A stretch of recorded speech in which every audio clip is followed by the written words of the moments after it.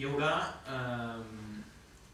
tota una sèrie de càrrecs del partit que estaran amb nosaltres, que ens acompanyaran. L'escola estarà presentada per l'alcalde de Barcelona, el Jordi Hereu, amb una conferència inaugural. Evidentment, el secretari de Promoció, Josep Miguel Sala, i l'alcalde de Tarragona ens donen la benvinguda, però tindrem aquesta conferència inaugural de l'alcalde de Barcelona, pel que implica també d'aposta de futur, de disseny del que ha de ser els impulsos per generar més activitat econòmica. Crec que l'aposta i l'anunci de la candidatura com a Barcelona olímpica pot ser també un estímul per poder treballar en aquesta direcció, i la clausurarà el president de la Generalitat, acompanyat pel nostre primer secretari Xavier Sabater. Mireu, tenim 3 taules de treball en aquesta idea de liderar el futur. La primera l'hem titulat Els eixos de futur.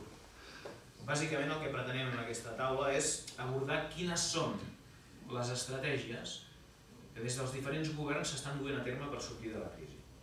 És a dir, tant els ajuntaments, però sobretot des del govern de la Generalitat de Catalunya i des del govern de l'Estat, quines són les estratègies que s'estan duent a terme per sortir de la crisi. I en aquest sentit volem reflexionar sobre aquestes estratègies que s'estan impulsant, sobretot tenint present quines influències tenen en què és la reforma del nostre model productiu actual, l'impuls de la societat del coneixement, la sostenibilitat mediambiental. En definitiva, és evident que hem entrat en una fase de crisi, però fruit també de les nostres pròpies debilitats.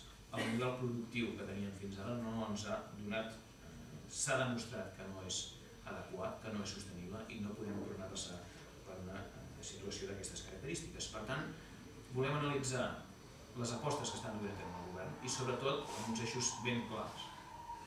La sostenibilitat en tots els àmbits, especialment en l'economia, i la llei de l'economia sostenible serà un dels aspectes que analitzarem en aquesta taula, però també les necessitats de formació i de creixement del nostre país, del nostre poble, dels nostres ciutadans, del nostre jove, en tant que tinguem un major valor afegit i un major capital humà més ben preparat perquè no haguem de dependre mai més d'un model productiu basat fonamentalment en aspectes com la construcció.